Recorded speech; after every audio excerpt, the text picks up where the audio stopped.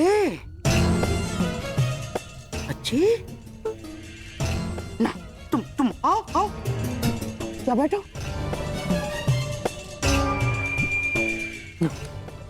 रोना लक्ष्मणा, देखो मुझे क्रोध तो आया था मुझे क्रोध, परंतु तुम्हारे अश्रुओं ने मुझसे कह दिया कि तुम सांब से अत्यधिक प्रेम करती हो। हाँ ठीक है, अब मुझे ही कोई मार्ग ढूंढना पड़ेगा इससे बाहर निकलने का।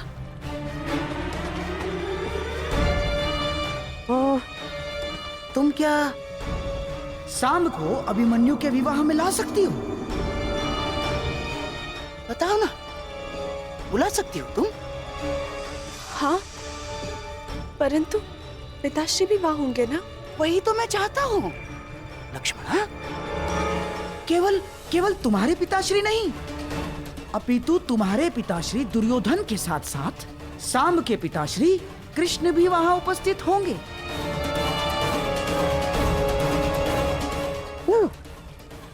अर्थात तुम्हारे विवाह के विषय में कुछ प्रस्ताव उपस्थित करने के लिए दोनों के पिताश्री वहां होना आवश्यक है कि नहीं?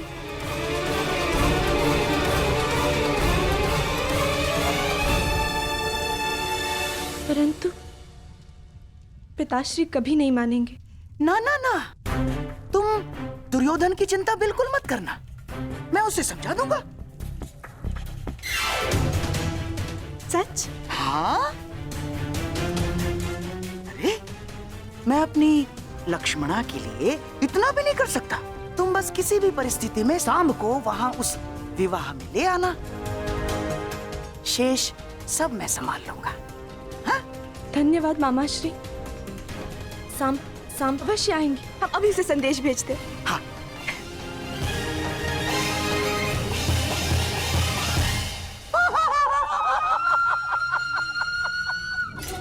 चलिए कृष्ण, अब आएगा आनंद। मेरी अगली चाल के लिए तैयार रहना। तो इस बार तुम्हारी पराजय निश्चित निश्चित। पुत्र मैं हूँ, मैं तुम्हारा पिता। तुमने मुझे पहचाना नहीं, परंतु मैंने तुम्हें देखते ही पहचान लिया। तुम्हें मालूम, बचपन में मैं बिल्कुल तुम्हारे जैसा दिखता था। हाँ,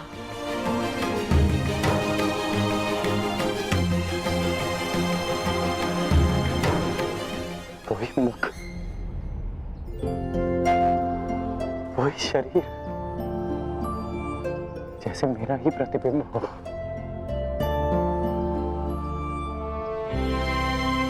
तुम बिल्कुल मुझ पर गए हो पुत्र। मुझे ज्ञात है कि आप मेरे पिता हैं, परंतु इस पिता और पुत्र के संबंध का आपके लिए महत्व ही क्या है? मेरी बात सुनो पुत्र, इस बात का क्या तात्पर्य है पुत्र? यही कि सदा आपने अपने परिवार से अधिक महत्व अपने लक्ष्यों को दिया। आपके लिए वो महत्व नहीं रखते थे जिन्होंने आपसे प्रेम किया, आपके लिए वो महत्व रखते रहे जिन्होंने आप पर उपकार किया या जिन्हें आपने वचन दिया। परंतु मेरे लिए सबसे अधिक महत्वपूर्ण मेरा परिवार है, सबसे अधिक महत्व मेरे अपनों का है। मेरी बात सुनो पुत्र, मेरी बात सुनो। इतना रुष्ट हो अपने पिता से। जब मेरी आयु में पहुंचोगे तब जानोगे कि मनुष्य के लिए उसका कर्तव्य कितना महत्वपूर्ण होता है। मैं यहाँ केवल तुमसे मिलने आया हूं, अपना मुख मत फेरो मुझसे। इतने वर्षों पश्चात मैं तुमसे मिल रहा हूं और तुम्हें लगता है इस अवसर का कोई महत्व नहीं मेरे लिए? रुष्सेन, क्या हो गया तुम्हें? तुम मेरी बात सुन क्यों नहीं रहे हो? मुझे तुमसे ये आशा नहीं थी। तो और क्या आशा थी मुझसे, मेरे पूज्य पिताश्री, कि कैसा व्यवहार करूंगा? वैसा ही व्यवहार करूंगा जैसा वो पुत्र करते हैं जिनके पिता उनसे वर्षों के पश्चात मिलते। आपका स्वागत करूंगा, आपको आलिंगनबद्ध करके अश्रु बहाऊंगा। आपने कभी सोचा कि वर्षों के पश्चात जब आप अपने परिवार के पास लौटोगे तो सब आपकी व्याकुलता से प्रतीक्षा कर रहे होंगे? कदाचित शेष ने ऐसा किया हो, परंतु मैं भिन्न हूं। आपकी भांति मैं अपने परिवार को उनके हाल पर नहीं छोड़ सकता। मेरे लिए सबसे अधिक महत्व मेरे परिवार का है। मेरे लिए भी, मेरे लिए भी, परंतु मेरे लिए मेरा धर्म, मेरा कर्म, मेरा कर्तव्य भी उतना ही महत्वपूर्ण है।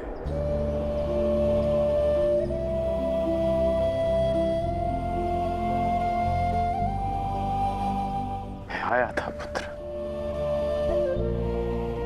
परंतु मैं तुमसे मिल नहीं पाया। वो हस्तिनापुर की ओर से दिग्विजय के लिए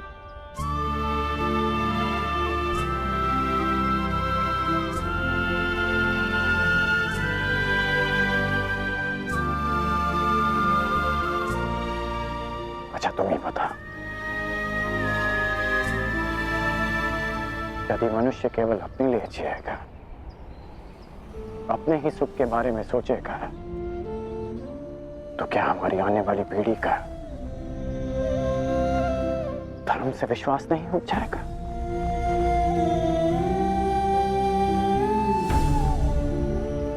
हमें समाज के उज्जवल भविष्य के बारे में सोचने का कोई अधिकार नहीं जब तक हम अपने पारिवारिक समस्याओं से ऊपर उठकर समाज के बारे में ना सोचें, समाज के लिए अपना धर्म पूर्ण ना करें।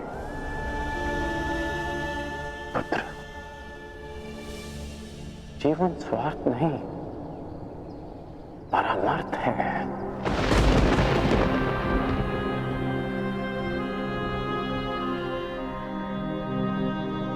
मैंने जो कुछ भी किया उसका मुझे कोई पश्चाताप नहीं, कोई ग्लानि नहीं, क्योंकि मैं स्वयं के लिए नहीं समाज के लिए जिया हूं, लोगों के हित के लिए लड़ा हूं। मैंने जीवन भर परिवर्तन के लिए संघर्ष किया। जानते हो क्यों? क्योंकि जब भी मैंने ऐसा किया तो मैंने लोगों की आंखों में आशा की किरण देखी। संसार में परिवर्तन लाने से पूर्व हमें स्वयं में परिवर्तन लाना चाहिए। इसलिए मैंने ये सब किया पुत्र। और यदि मैं ऐसा नहीं करता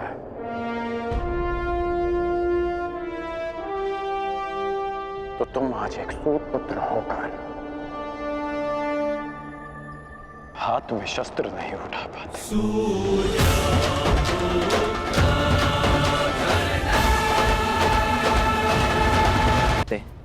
तो एक पति धर्म भी होता है, एक पुत्र धर्म भी होता है। यदि कर्तव्य की बात करते हैं ना, तो अपने परिवार और पुत्र के लिए भी मनुष्य का कर्तव्य होता है। और यदि समाज की बात करते हैं तो ये मत भूलिए कि समाज परिवारों से मिलकर बनता है। आप जिसे परमार्थ कह रहे हैं वो आपका परम स्वार्थ है, और कदाचित मेरा स्वार्थ मेरा परमार्थ। आप अपना धर्म निभाइए और मैं अपने संबंध निभाता हूं।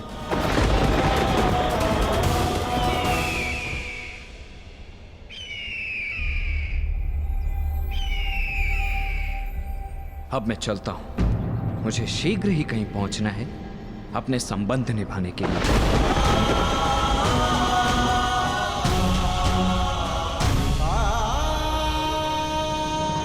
नहीं मामाश्री, मैं कह चुका हूं, लक्ष्मणा विराटनगर नहीं जाएगी, बस। अपनी शत्रुता के कारण अपनी बच्ची का मन तोड़ना कहाँ का न्याय है दुर्योधन? हमारी बच्ची लक्ष्मणा को हमारे साथ ले जाना उचित होगा दुर्योधन। अरे कदाचित आप भूल रहे हैं मामाश्री कि विराट नगर हमारा मित्र नहीं शत्रु राज्य है। कोई अनहोनी हो गई तो, युद्ध छिड़ गया तो। मैं कुछ नहीं भूला हूं दुर्योधन, परंतु समझो बात को, ये निमंत्रण युद्ध का नहीं, विवाह समारोह का निमंत्रण है। उस अभिमन्यु का विवाह समारोह है। और दुर्योधन हमारी नई पीढ़ी का पहला विवाह है, उसमें हमारी बच्ची को ले जाना अनुचित नहीं है। अरे मामाश्री क्षमा कीजिए मुझे, परंतु ये मुझे स्वीकार नहीं है। मैं अपनी पुत्री को संकट में नहीं डालूंगा, बस। दुर्योधन देखो, ये मत भूलो कि ये आमंत्रण पांडवों की ओर से आया है, अर्थात पांडव शांति बनाए रखने के लिए कुछ भी कर सकते हैं, कुछ भी, जिससे किसी पर भी कोई भी संकट आए। मामाश्री बस, अब मुझे और कुछ नहीं सुनना है। ठीक है, जैसा तुम उचित समझो। रुकिए मामाश्री, क्या चल रहा है आपके मस्तिष्क में?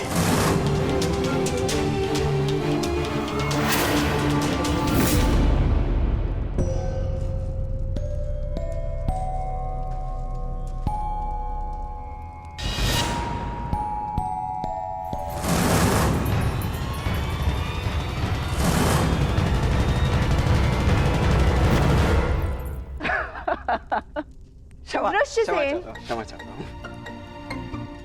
नहीं, मैं क्षमा चाहती हूँ तुम्हें इस प्रकार यहाँ बुलाने के लिए, परंतु बात ही कुछ ऐसी थी। मैं एक विवाह में जा रही हूँ और मैं चाहती हूँ कि सांब भी वहां उपस्थित हो और उसे केवल तुम ही वहां ला सकते हो, तो तुम्हारी बात अवश्य मानेंगे। अच्छा, तुम्हारे कहने का तात्पर्य है कि वो तुमसे अधिक मेरी बात मानेगा। वृषसेन, ये परिहास का समय नहीं है, मेरी जान पर लगी है। अब मैं स्वयं जाके तो उन्हें वहां से आने को नहीं बोल सकती ना, क्योंकि मैं जानती हूँ कि वो नहीं आएंगे, परंतु इस बार उनका वहां आना अति आवश्यक है। और तुम मेरे मित्र होके ऐसे उपहास कर रहे हो। अरे अरे, ठीक है, यदि इतना ही आवश्यक है तो मैं स्वयं जाकर कुमार सांब को लेकर उपस्थित हो जाऊंगा। कहाँ है विवाह? विराट नगर में। वहां तो कुमार अभिमन्यु के विवाह का आयोजन चल रहा है ना, अर्थात तुम उस विवाह में। प्रश्न ये नहीं है कि लक्ष्मणा विराटनगर जाए या ना जाए, प्रश्न ये है कि आप उसे वहां ले जाने का हट क्यों कर रहे हैं? क्यों मामाश्री? ऐसा कुछ नहीं है दुर्योधन।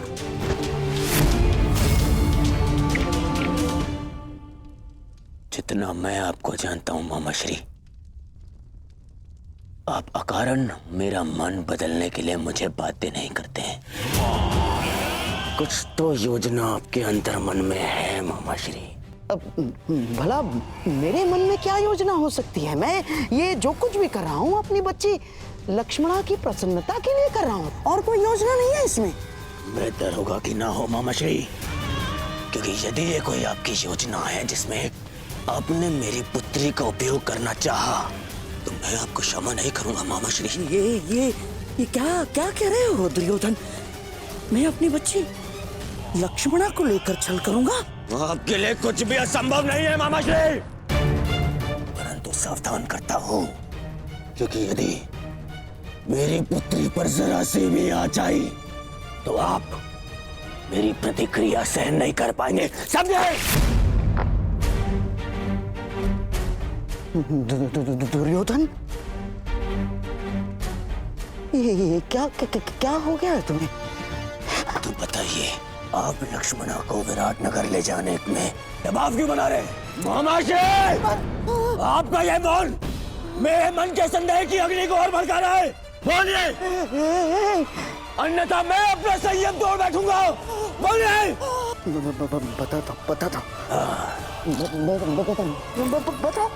बताता हूँ। भूल जाओ लक्ष्मणा, ये संभव नहीं। तुम अपना ये संदेश किसी और के हाथों पहुंचा दो, मैं ये नहीं कर सकता। परंतु क्यों? लक्ष्मणा, वहां कौरव और पांडव सभी उपस्थित होंगे और मैं नहीं चाहता कि तुम्हारा सामना तुम्हारे पिता से हो, यही ना? वृषसेन, मैं जानती हूँ कि तुम और सांब अपने पिता के समक्ष नहीं जाना चाहते, परंतु ये मेरे और सांब के जीवन का प्रश्न है।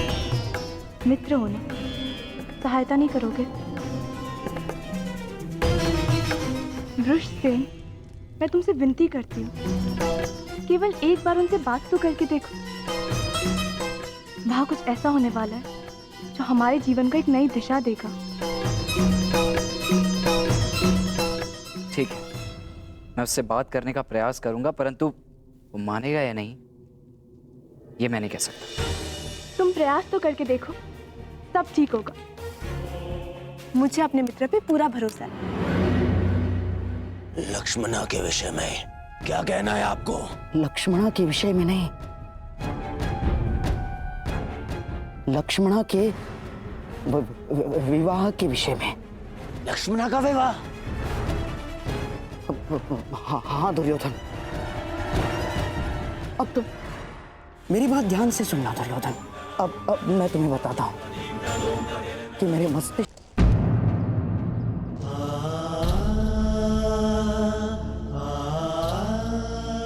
मुझे नहीं पता था कि आप अभी यही हैं। मैं जानता हूं तुम मुझसे रुष्ट हो पुत्र।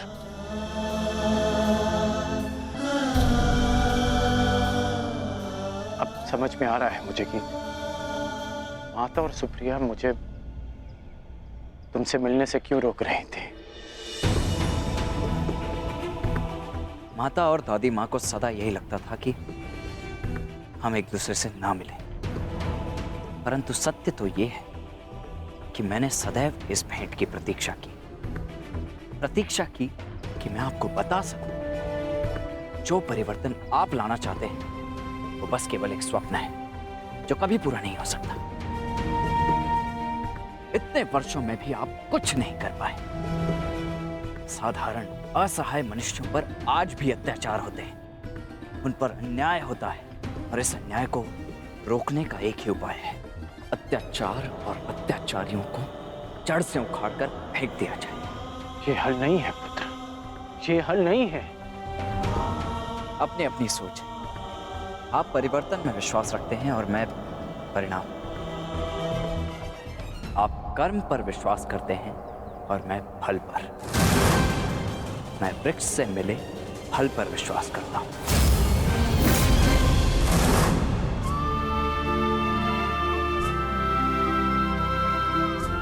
मैं जानता हूं कि तुम्हारे भीतर मेरे लिए बहुत कड़वाहट होगी,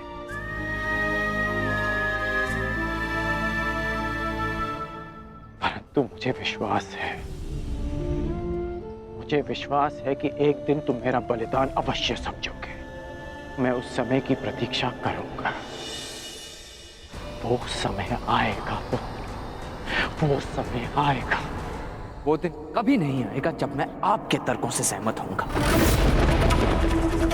आपने अपना मार्ग चुना और मैं अपने चुने मार्ग पर चलूंगा।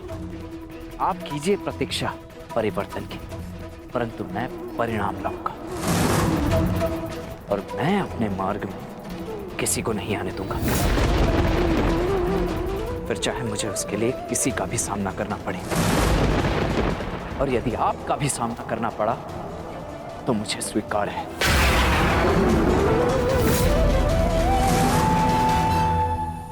आपने अपना तर्क सामने रख दिया और मैंने अपना पक्ष आपको समझा दिया।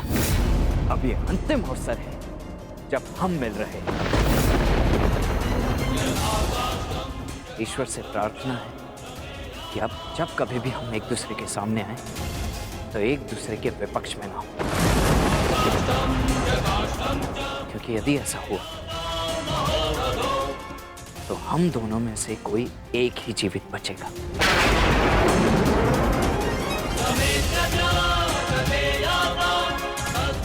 और दोनों ही पक्षों में हानि माता की ही होगी, रोना उन्हें ही पड़ेगा।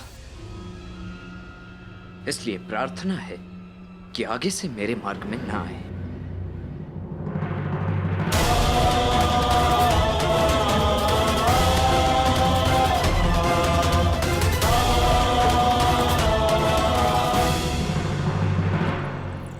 ये सुंदर है।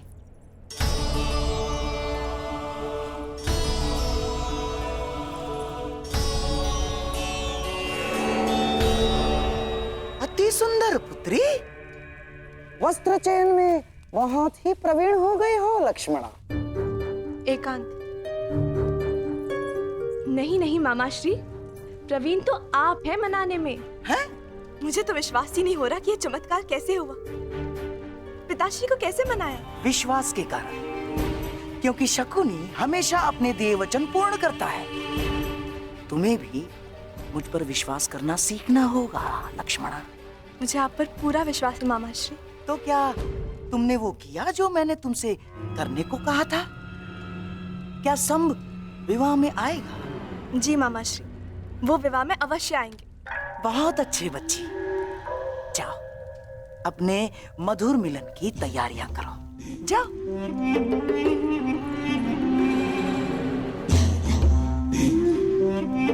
और मैं कृष्ण की पहली बार पराजय की कड़वी मुद्रा देखने की तैयारी करता हूं।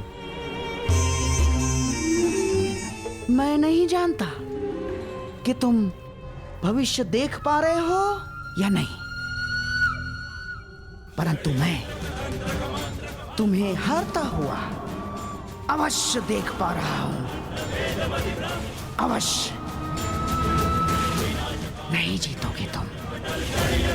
इस मोरपंख में कि सब इसे देखते ही अपना शीश झुका देते हैं। क्यों इसे देखते ही सबके मन में भक्ति उमड़ पड़ती है। जाने दो मित्र, जिसके मन में जो भावना है उसे रहने ही दो।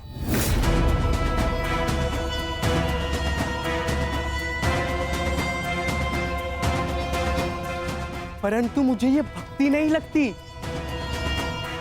ये भय है, भय जो इस मुकुटधारी के पाखंड से उपजा है। लोग इससे प्रसन्न इसीलिए है क्योंकि वो उन्हें मनचाहा देते हैं। कम से कम वो ये कार्य तो उचित ही करते हैं मित्र। परायों को महत्व देते हैं, अपनों को नहीं।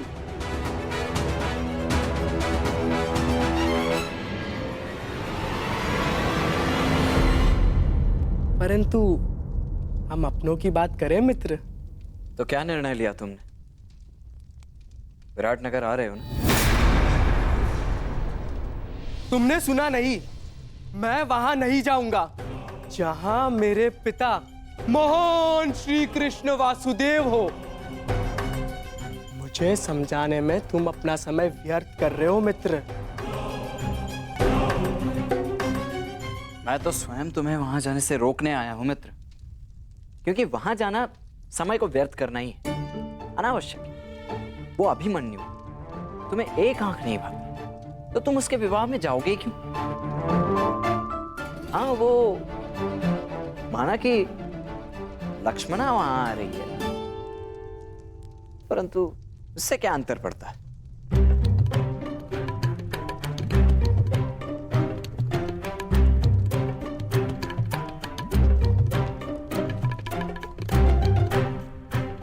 वहां आ रही है और वो चाहती है कि मैं भी वहां आऊं, है ना? और तुम मुझे वहां जाने से रोक रहे हो। मैं तो केवल अपने मुख पर आई मुस्कुराहट को रोक रहा हूं मित्र।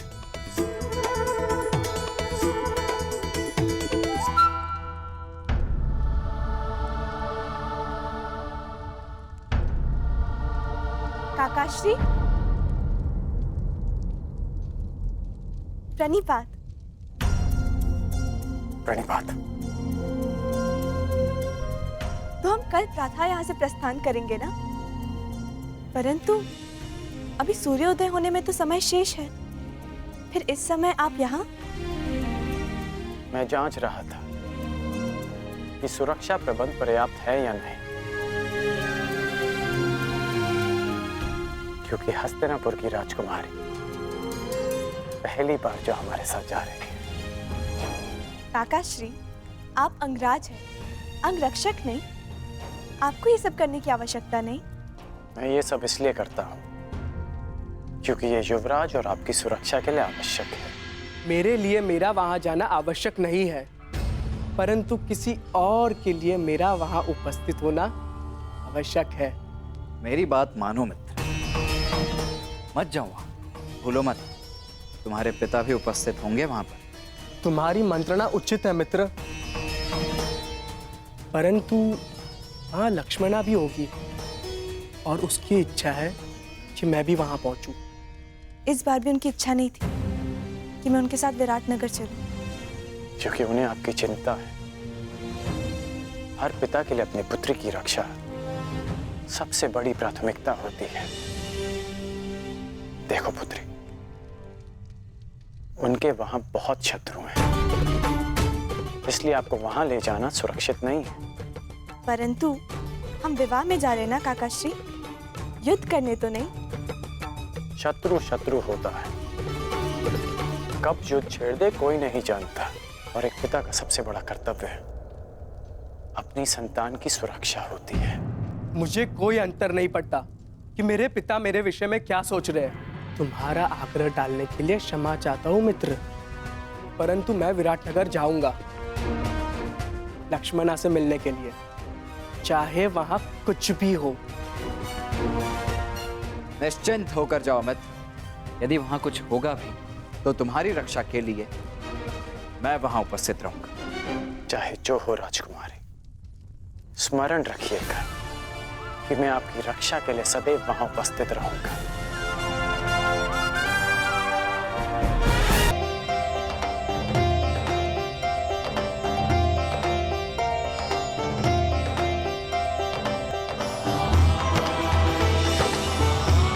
माते,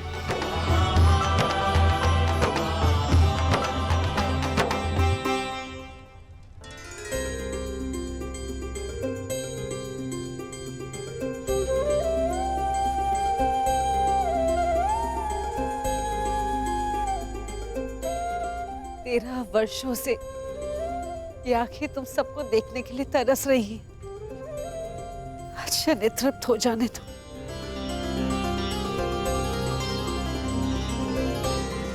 तुम जानती हो 13 वर्ष की इस परीक्षा में मेरे पुत्र सफल क्यों हुए? क्योंकि तुम इनके साथ थी, तुम इनके तारनहार हो। ईश्वर की कृपा है कि बुरा वक्त समाप्त हुआ।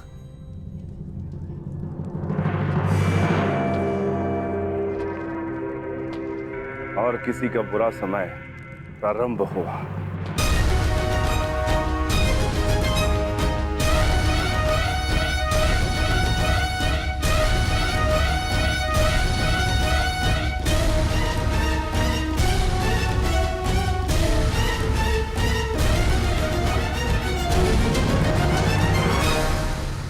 महामहिम भीष्म की जय! महामहिम भीष्म की जय! महामहिम भीष्म की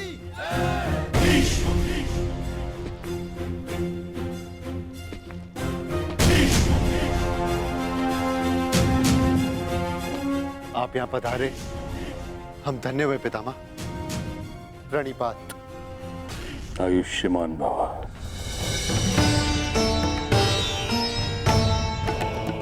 प्राणिपात। स्वागत है महाबली भीष्म। महाराज विराट, मेरे पड़पोते के विवाह पर यदि आपने निमंत्रण ना भी दिया होता तो भीष्म अवश्य आता।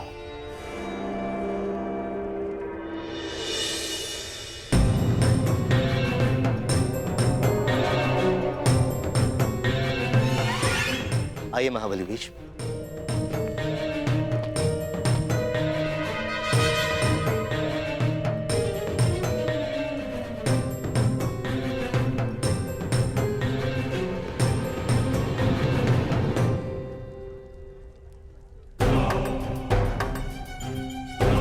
अंतिम भेंट में आशा थी कि अगली भेंट युद्ध भूमि में ही होगी।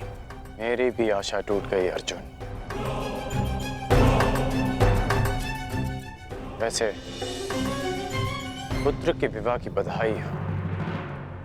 स्वागत है। धन्यवाद।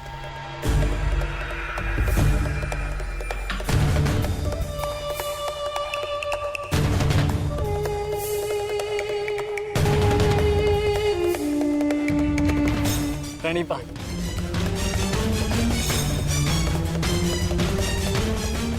विग्रह मामश्री, किस बात की ये पितामह इन पांडवों से घुल मिल रहे हैं? कोई जाए उन्हें बताए, समझाए उन्हें कि कुछ ही समय पश्चात यही पांडव युद्ध में हमारे विरुद्ध खड़े होंगे। शांत रहो दुर्योधन। मुख मुद्रा सुंदर नहीं बना सकते तो कम से कम सुंदर शब्दों का प्रयोग तो करो। और ये मत भूलो कि हम यहाँ केवल अभिमन्यु के विवाह के लिए नहीं आए। हमें हमारी बच्ची लक्ष्मणा के विवाह के विषय में भी बात चलानी है। और एक कर्तव्यनिष्ठ पिता के भांति व्यवहार करना सीखो और ये बचपना छोड़ो।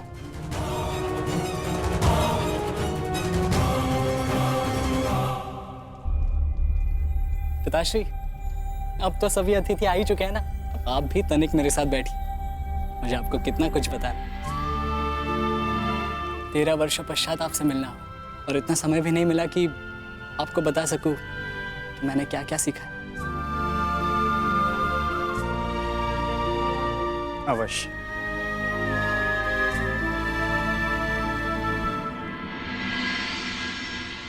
जिनसे मिलना था उनसे मिल चुके हैं।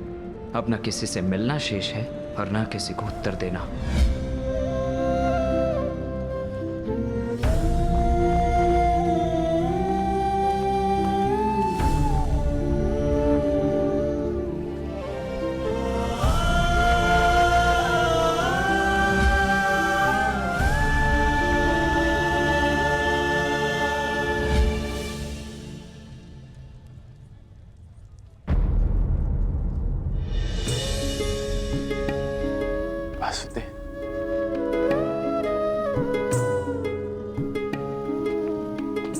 प्रणिपात वासुदेव, क्षमा कीजिएगा, मैंने आपको देखा नहीं।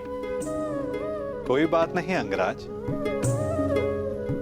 मनुष्य का मन जब व्यथित होता है तो कई बार वो अपने आसपास की वस्तुओं को देख नहीं पाता।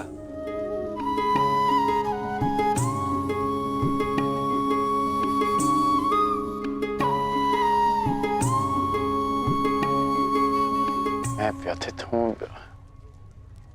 ये आपको कैसे ज्ञात हुआ? लगता है तुम भूल गए अंगराज। सारथी हूं, योद्धा का मन पढ़ लेता हूं। अभिमन्यु को देखकर तुम्हें वृषसेन का स्मरण हो आया ना?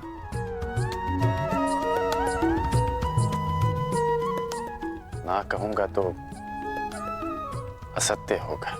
पिता पुत्र का संबंध बड़ा विचित्र होता है।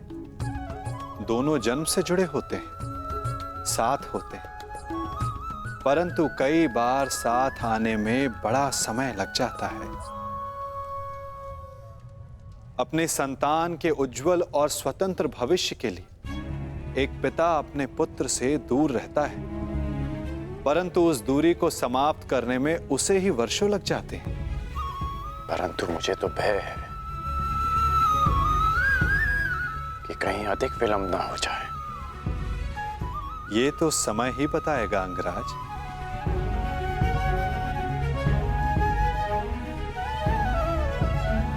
अच्छा वासुदेव, शाम कैसा है?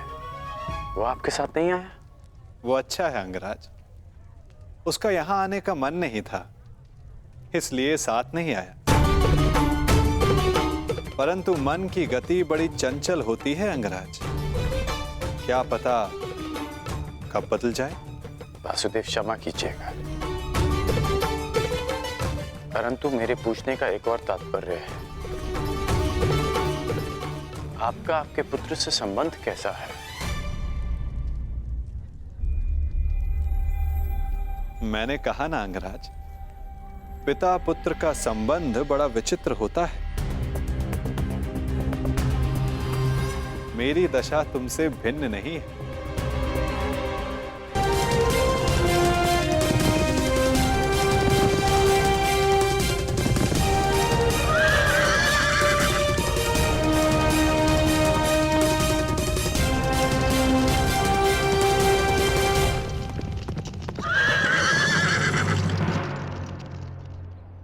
रुक क्यों गए मित्र? अभी विराटनगर दूर है। परंतु मेरा साथ यहीं तक था मित्र सांब। अर्थात तुम चाहते हो कि मैं वहां अकेले सबके समक्ष प्रस्तुत हो? नहीं मित्र, तुम मेरा साथ नहीं छोड़ सकते। मैं तुम्हारा साथ नहीं छोड़ रहा हूँ मित्र, मैं यहीं तुम्हारी प्रतीक्षा करूंगा। परंतु ऐसा क्यों? जब तुम यहाँ तक आ ही गए हो तो मेरे साथ क्यों नहीं चल सकते? क्या बात है मित्र? क्योंकि आने वाले पल तुम्हारे प्रेम लक्ष्मणा से तुम्हारे मिलन के सुखद पल हैं मित्र। मैं उसे बिगाड़ना नहीं चाहता। परंतु ऐसा क्यों होगा? तुम भला कोई बाधा क्यों डालोगे? क्योंकि कौरव वहां आए तो मेरे पिता भी अवश्य आए होंगे। मेरे पिता भी वहां है। हमें उन्हें अनदेखा करना है। कुछ बातें अनदेखी नहीं की जा सकती मित्र। मैं उनसे अंतिम भेंट करके आया हूं। यदि अब भेंट होगी तो विध्वंस होगा, और मैं ये नहीं चाहता। ऐसा नहीं है वृषसेन। ऐसा ही है मित्र। अब यहां से तुम्हें अकेले ही जाना होगा।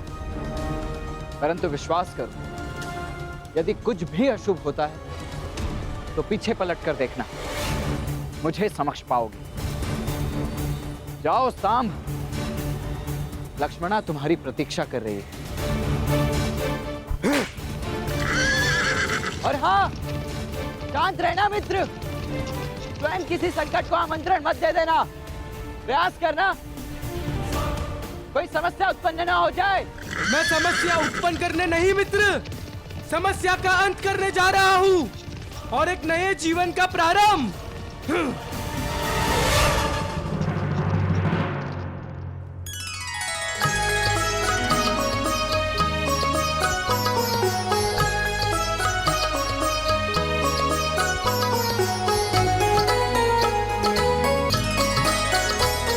आपके लिए वो महत्व रखते रहे जिन्होंने आप पर उपकार किया या जिन्हें आपने वचन दिया, परंतु मेरे लिए सबसे अधिक महत्वपूर्ण मेरा परिवार है।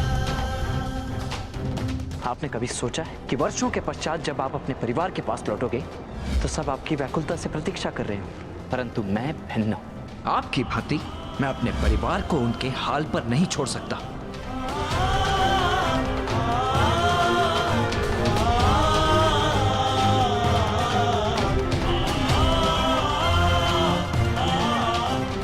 ईश्वर से प्रार्थना है कि अब जब कभी भी हम एक दूसरे के सामने आए तो एक दूसरे के विपक्ष में ना हो, कि यदि ऐसा हुआ तो हम दोनों में से कोई एक ही जीवित बचेगा।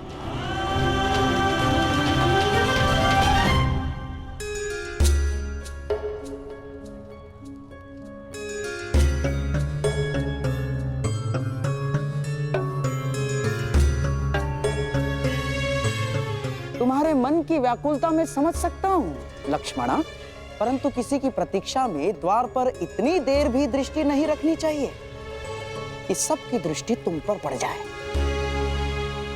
अवश्य कोई महान नीति का ज्ञान अपनी नातिन को दे रहे होंगे गांधार नरेश।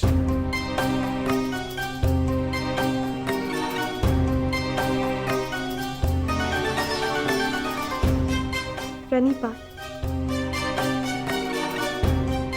तुम्हारी मनोकामना पूर्ण हो पुत्री। प्रणिपात करने का एक लाभ ये होता है कि आशीर्वाद स्वतः मिल जाता है ना गांधार नरेश? वैसे ये बताइए, आपको उत्सव का प्रबंध कैसा लगा? अति उत्तम वासुदेव, आप ही की कृपा है बस। मेरी कृपा? उत्सव विराट राज का है और आप प्रशंसा मेरी कर रहे हैं। और किसकी करूं वासुदेव? आप जहां जाते हैं वहां सब कुछ आप ही के मन से तो चलता है। भिक्षुक पांडवों को ऐसा राज संबंध दिलाना, हारे हुए योद्धाओं को फिर से स्फूर्ति दिलाना, ये आपके अतिरिक्त कौन संभव कर सकता है वासुदेव?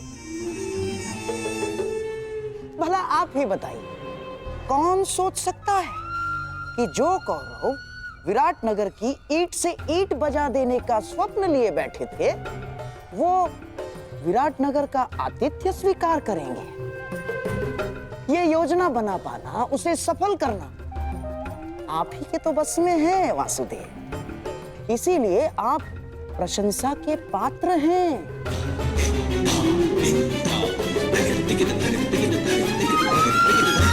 योजना के भवन तो आपने भी बनाए हैं गांधार राज, और उत्सवों का प्रबंध भी आपने बहुत किया है, उसमें सफलता भी मिली।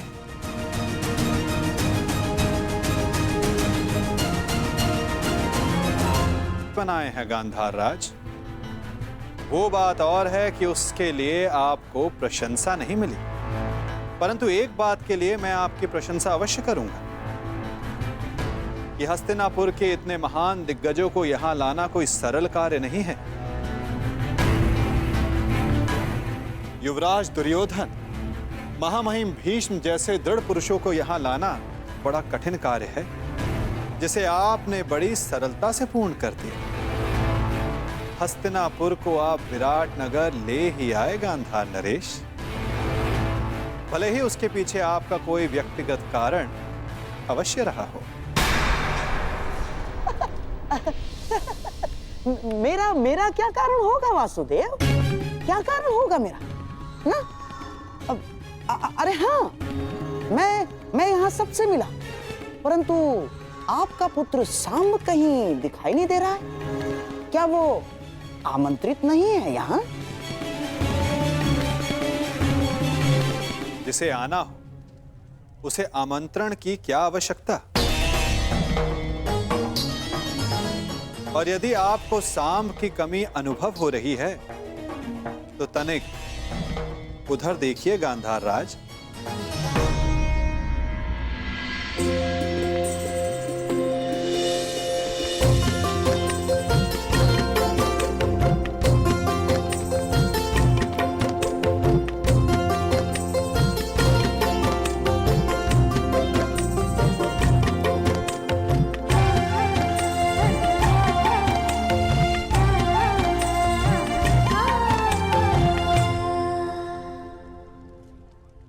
जिसके लिए आप बड़ी व्याकुलता से पूछ रहे थे, या ये कहूं बड़ी व्याकुलता से प्रतीक्षा कर रहे थे। प्रतीक्षा तो करूंगा ना वासुदेव। जब सारी अगली पीढ़ी यहाँ प्रस्तुत है तो आपके पुत्र सांब से भी मिलने का मन हो आया। और विराटनगर के लिए हस्तिनापुर से जो भेंट आई है उसका आनंद अधिक लोग उठा सके उतना अच्छा है? और आशा है कि मेरी भेंट सबको आनंदित ही करेगी वासुदेव।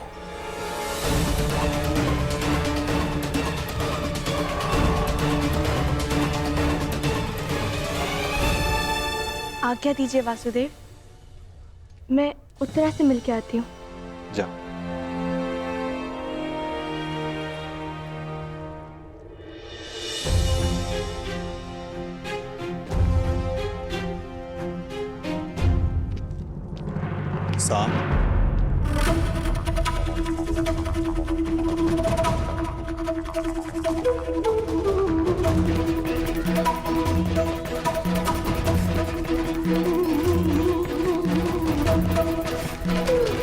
तुम वहां जहां मैं हूं? आश्चर्य हुआ तुम्हें देखकर। आश्चर्य नहीं, सौभाग्य है आपका पूजनीय पिताश्री। ये मत समझिएगा कि आपको लेकर मेरे विचार परिवर्तित हो गए। बात केवल इतनी है कि आज मेरा मन आनंद में था, बस उसे बांटने के लिए मैं अपने संबंधी के विवाह में चला आया। तुम उनमें से नहीं हो सांब जो केवल अपने मन के आनंद के लिए कुछ कर जाए। यदि तुम यहां आए हो तो अवश्य कोई छिपे हुए मंतव्य के साथ आए हो। पुत्र हो मेरे, इसे मेरी मंत्रणा समझो या चेतावनी, परंतु कुछ भी ऐसा मत करना जो अनिष्टकारी हो। वैसे पूरा भारतवर्ष एक महायुद्ध के ज्वालामुखी के मुख पर बैठा हुआ है। उस युद्ध को प्रारंभ करने का कलंक अपने सर पर मत ले लें।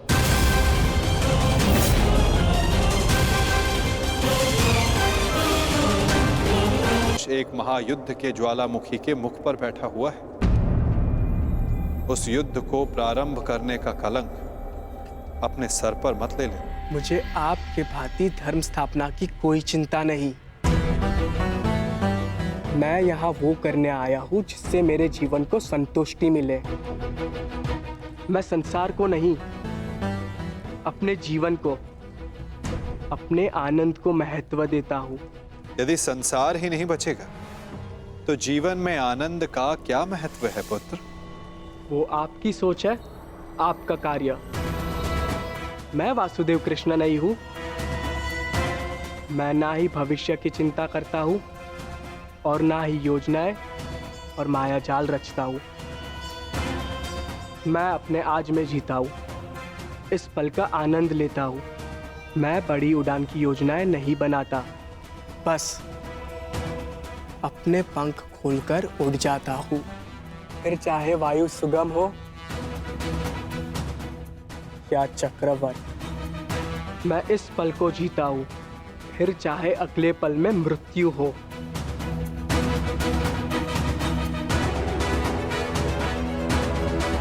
तुम नहीं समझोगे साम, उड़ने से मृत्यु नहीं होती। मृत्यु तब होती है जब वो धरा पर अनुचित तरह से टकराए। उड़ने में कोई बुराई नहीं,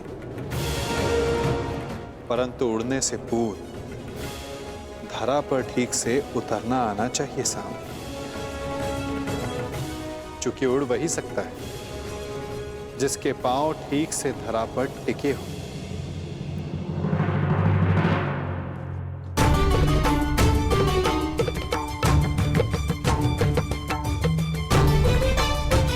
भद्र, इस शुभ अवसर पर इन अस्त्रों का क्या काम?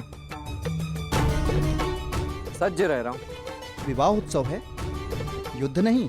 मनुष्य का भाग्य और योद्धा का युद्ध कब ललकार दे किसे ज्ञान, इसीलिए तैयार रहना श्रेयस्कर है।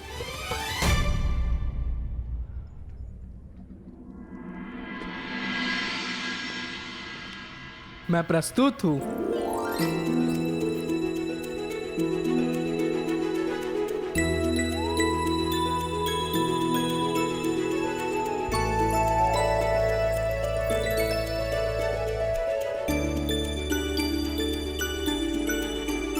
अरे ये अश्रु क्यों? मुझे लगा मुझसे मिलकर तुम्हारे मुख पर मुस्कान आएगी। मुस्कान आते आते रह गई और भय से अश्रु निकलने लगे। मेरे रहते कैसा भय? अनिष्ट का भय। मुझे विश्वास ही नहीं हो रहा कि ये सब होने जा रहा है। आशा है कि आज कदाचित मेरे पिताश्री और तुम्हारे पिता के मध्य हमारी संबंध की बात हो, परंतु शुभ कार्य में अनिष्ट तो होते ही है ना। बस इसी भय से अश्रु निकल। कोई अनिष्ट नहीं आएगा लक्ष्मणा, और यदि आया तो उसे मेरे बाणों का सामना करना होगा।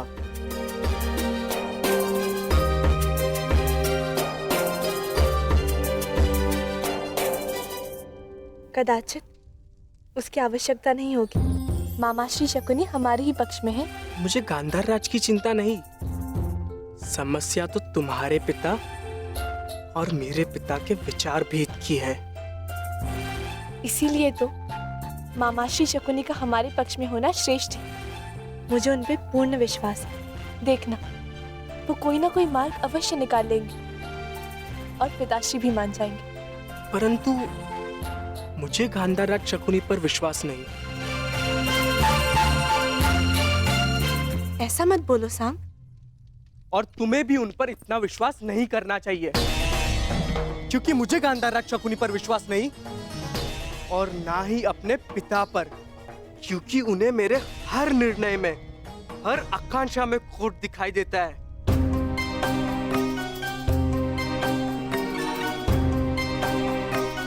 साम, तुम्हारे पिताश्री परम श्रद्धेय हैं, उनका सम्मान करो। अंततः उन्हीं की इच्छा पर हमारा संबंध निर्भर है। मेरा संबंध किससे होगा ये मेरी इच्छा पर निर्भर करता है लक्ष्मणा। चलो देखते हैं क्या छिपा है मेरे पिता के मन में।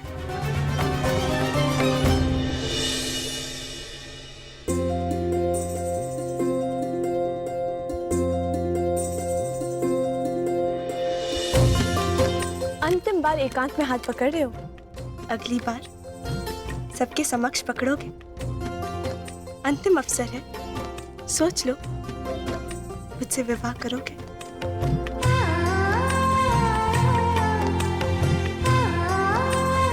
अवश्य। मेरे अतिरिक्त तुम्हारा हाथ कोई नहीं पकड़ पाएगा लक्ष्मणा।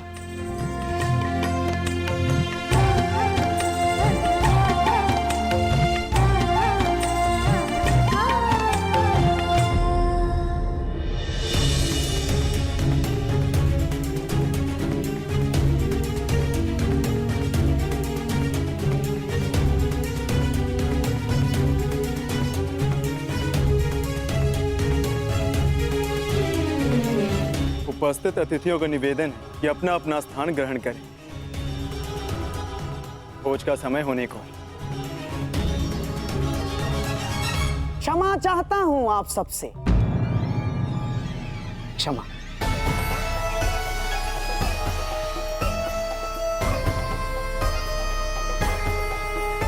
परंतु मुझे प्रतीत होता है कि भोज से पूर्व एक महत्वपूर्ण घोषणा कर दी जानी चाहिए।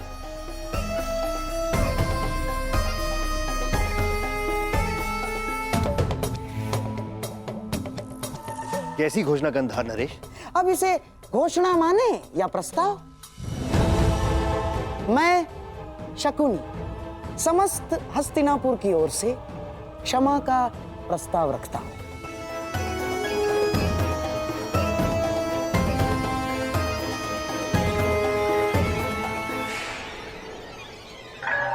विराट राज, हमने इससे पहले भी आपका आतिथ्य भोगा है। आपने हमारा सम्मान किया, हमारा सत्कार किया, परंतु मेरे प्रिय दुर्योधन ने पांडवों की खोज में सीमाओं का उल्लंघन किया। मैं जानता हूं आपका अपमान हुआ। उसके पश्चात हमने अकारण मत्स्य पर आक्रमण किया, कोई आवश्यकता नहीं थी। हम अपने लक्ष्य को लेकर इतने उतावले हो गए थे कि नीति, संबंध, सब कुछ भुला बैठे, सब कुछ। और इसीलिए मैं शकुनी युवराज दुर्योधन की ओर से और समस्त हस्तिनापुर की ओर से आपका क्षमा प्रार्थी हूं और आपका आभार भी व्यक्त करता हूं कि आपने फिर भी हमें अपनी पुत्री के विवाह में आमंत्रित किया और हमें सम्मानित किया। आभार।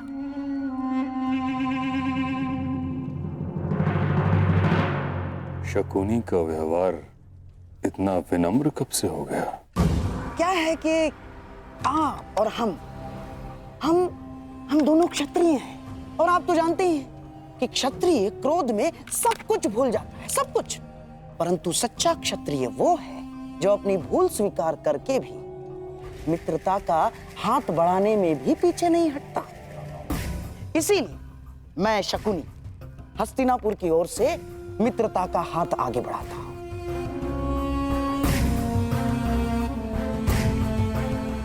और इस मित्रता को बनाए रखने के लिए एक प्रस्ताव प्रस्तुत करता हूं।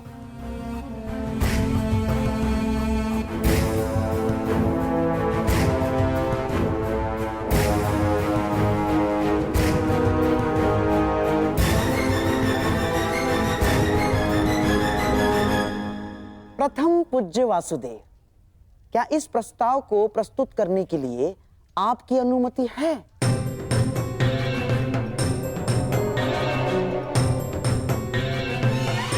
मित्रता बैर से सदैव श्रेष्ठ होती है गांधार राज। लो, अब तो स्वयं वासुदेव कृष्ण की अनुमति है। तो मैं हस्तिनापुर की राजकुमारी युवराज दुर्योधन की पुत्री लक्ष्मणा का हाथ विराट कुमार उत्तर के हाथ में देने का प्रस्ताव रखता हूं।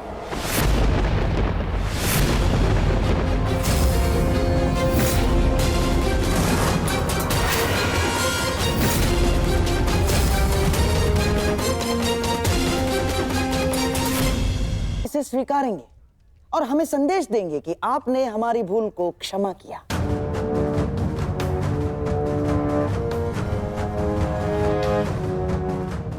अब विराट राज के साथ साथ आपसे भी आशा है कि आप भी इस संबंध की अनुमति देंगे। महान वासुदेव।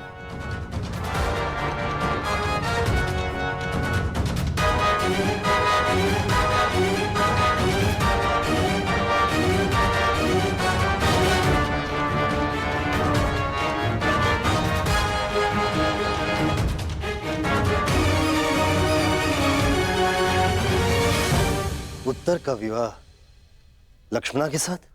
क्यों विराट राज, आपको हमारी मंशा पर संदेह है या हमारी पुत्री के गुणवती होने पर संदेह है आपको, या हस्तिनापुर पर संदेह कर रहे हैं आप?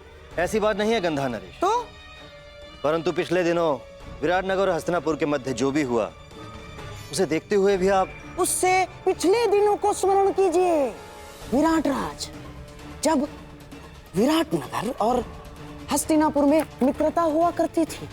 इस कीचक के वध के पश्चात जो कटुता बढ़ी है वो हमारी भूल थी विराट राज।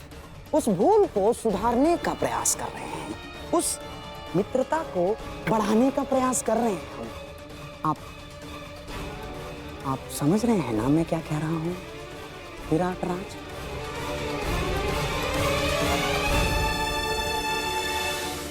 कहीं ये किसी और छल का प्रयास तो नहीं गंधार राज?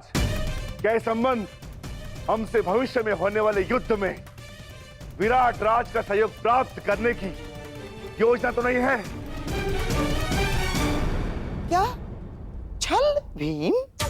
कदाचित तुम्हें ज्ञात नहीं है, छल परायों के साथ किया जाता है, अपनों के साथ नहीं।